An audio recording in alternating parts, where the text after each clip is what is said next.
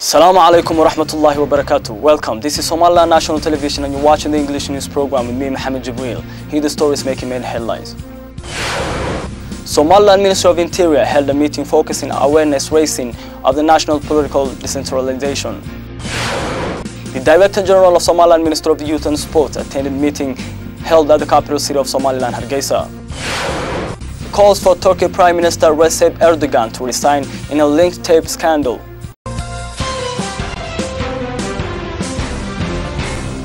Somaliland Ministry of Interior held a meeting concerning awareness raising and national political decentralization in Hotel Mansour at the capital city of Somaliland, Hargeisa. Somaliland Ministry of Interior held a meeting concerning awareness raising and national political decentralization in Hotel Mansour at the capital city of Somaliland, Hargeisa. The meeting also interacted with many fields including the good governance and administration management of Somaliland. Officials representing the different fields of President Silanyo's government attended the event, including the head of the decentralization office, who was also the former mayor of the capital city, coordinator of good governance project of the Interior Ministry, Said Abdullahi Ahmed.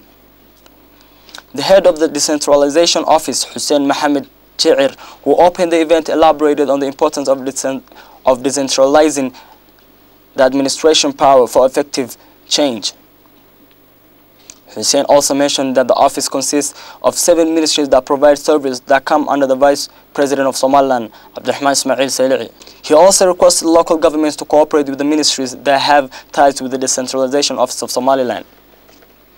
Hussein Mohammed Chir, on his speech, encouraged the mayors of the different regions of the nation to be aware of this decentralization project. Said Abdullahi Ahmed, who is the coordinator of the Good Governance and Quality Improvement Project, speaking at the event, also pointed out that the local government is expected to pay close attention to this project. On the conclusion of the event, the director of the local government planning department, Abdulkadir Omar Chama, concluded the event suggestions and advices toward the attendees. He suggested the attendees to put the outcomes of the meeting into action. The Director General of Somaliland Ministry of Youth and Sports, Mohammed Hussein Dabaye, participated in a discussion meeting held to view the accomplishment of Football Association throughout the nation. The Director General of Somaliland Ministry of Youth and Sports, Mohammed Hussein Dabaye, participated in a discussion meeting held to view the accomplishment of the Football Association throughout the nation. This meeting was held at the Somaliland Sport and Tourism Center.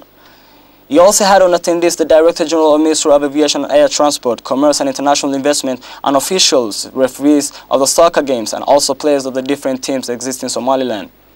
Head of the Somaliland Football Association, Mr. Abdullahi Khaire Gaan, speaking at the event, elaborated on the significance of sport to youth and the necessity to improve football, which seems to be liked and interested by the youth of Somaliland. Mohammed Hussein Dabaye, the Director General of Somaliland Ministry of Youth and Sports, also spoke at the event and mentioned how important it is to find national qualified team to compete with the neighboring countries surrounding Somaliland. The Director General of Somaliland Ministry of Aviation and Air Transport also gave a brief speech at the event and agreed on other directors' perspective toward the sport of Somaliland. You still tuned to the English news program on Somaliland National Television, the only Somali-speaking channel with an English news program. And now for international headlines in detail.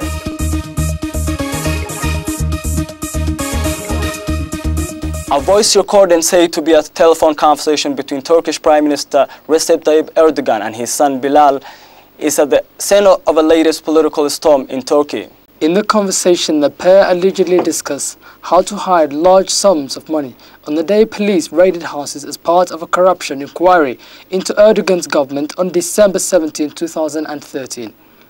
After the alleged leak, Turk's main opposition Republican People's Party, CHP, held an emergency meeting where they discussed the voice recording. The CHP said the government has lost its legitimacy and called on Erdogan to step down. The executive board of the Nationalist Movement Party, MHP, also held a meeting under the leadership of Chairman Devlet Baheli, said the talks between the Prime Minister and his fugitive son is beyond our capacity of understanding. In the newly released voice recordings, it's claimed Erdogan and his son discussing 5 wiretapped phone conversations, plans to conceal huge sums of money from police who raided a number of venues as part of a corruption investigation that has implicated sons of 3 Turkish ministers, businessmen and the head of the state bank. The voice recording is the latest in a series of leaked phone conversations that purportedly reveal wide-range corruption. The Prime Minister claims that all these are part against his government and are completely unfounded. Pro-government newspapers yesterday published reports of what it claims were allegedly tapped phone calls. The political uncertainty hit Turkish markets, with the Turkish lira losing value against the euro and the dollar. Pro-Russian demonstrators have clashed with anti-government protests in Ukraine's south and eastern regions. Pro-Russian demonstrators have clashed with anti-government protests in Ukraine's south and eastern regions. Several attempts by opposition supporters to hold rallies over this weekend's historic event have been roundly shut down. In the poor industrial city of Donetsk, pro-Russian protesters made their feeling clear over their allegiances, a scene repeated in several other cities like Kerch in Crimea, where some Ukrainians have spoken openly of their desire to see the country split along political lines. That's all the news we have for you tonight. Until next time, Assalamu alaikum wa rahmatullahi wa barakatuh.